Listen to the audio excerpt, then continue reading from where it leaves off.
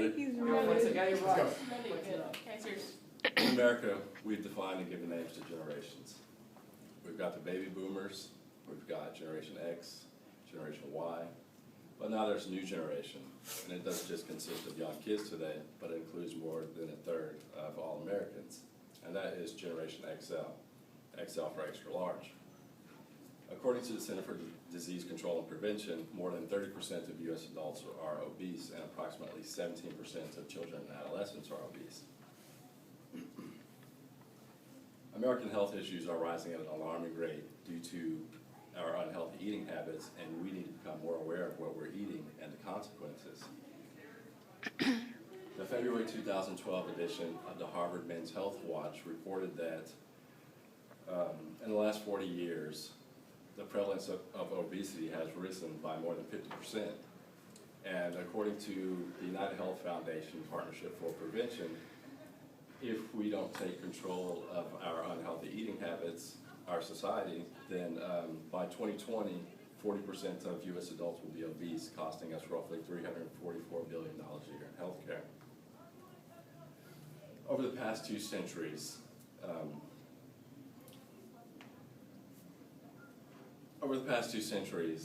the average life expectancy of Americans has steadily risen, and we are lucky enough to live when it's reached an all-time high of 78 years of age. However, even with our advancements in medicine and all of our available health and wellness information, there's still far too many people dying from preventable causes of death like unhealthy eating habits. Now you might be thinking, unhealthy eating habits is not a cause of death, and you would be right. Directly, unhealthy eating does not cause death, unless you choke on your food. Indirectly, unhealthy eating can lead to becoming overweight or obese, which can lead to high blood pressure or high cholesterol, which can lead to heart disease, stroke, kidney failure, or diabetes, which can all lead to death. So indirectly, unhealthy eating habits can lead to death. In fact, according to some information from the American Heart Association, unhealthy eating habits may soon overtake tobacco as the leading preventable cause of death in America. As I mentioned earlier, the average life expectancy is at an all-time high of 78 years of age. But the New England Journal of Medicine has concluded that the steady rise that we've seen over the last 2 centuries may soon level off or even decline if we don't change our poor eating habits. So why do we have this problem? Because really people know if they continually put crap into their bodies, the result is not going to be good, right? Well, there are several obstacles to healthy eating, and I'd like to share some of those with you guys. A few of those obstacles are taste, convenience, and moderation. So let's start with taste. Now, taste is kind of subjective, you know. It's a matter of personal preference because different people have different tastes.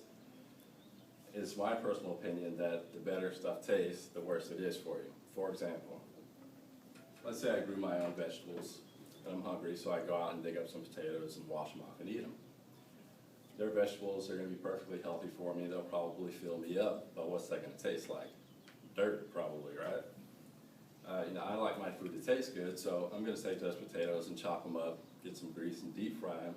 Now they're going to taste better, but they're not really that healthy for me anymore.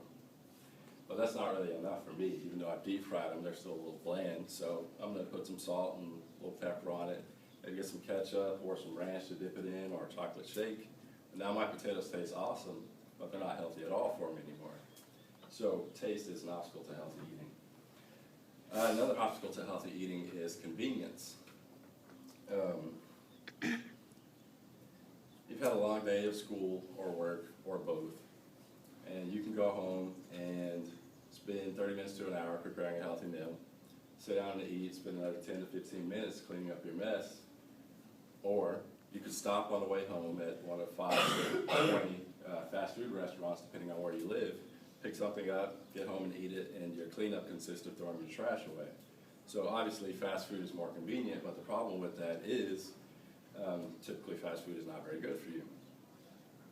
There's a documentary by a guy named Morgan Spurlock that came out in 2004 called Super Size Me. In this documentary, Morgan Spurlock decided that he was going to eat nothing but McDonald's for 30 days to see just how bad for him fast food was. So he went to the doctor. He's an average healthy guy and started his 30 days of McDonald's. And he had doctors monitoring the whole time. And what they found throughout and at the end was that he gained 28 pounds. He was struggling from depression and decreased sex drive, and he was close to liver failure. So obviously fast food can be pretty bad for you.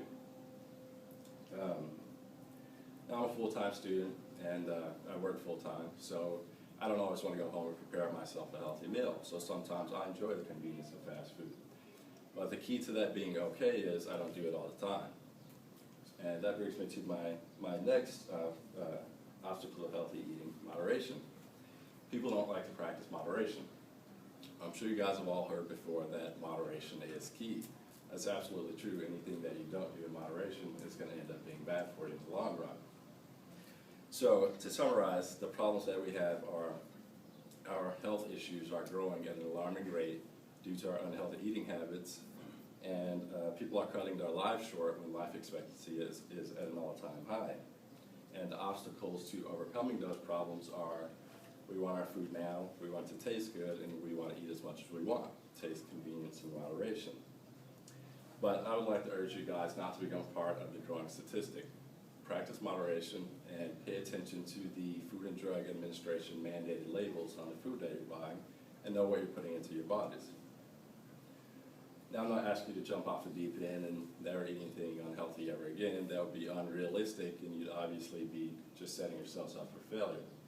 But what you can do is start small. Start by cutting out 1 day a week of unhealthy eating out, and instead have something that you prepared that's healthy at home. If you do that, not only will you start to see a small cost savings, but you're going to look better, you're going to feel better, you're going to be healthier, and as a result, you're going to live longer. So be smarter about what you eat, be healthier, and live a nice long life.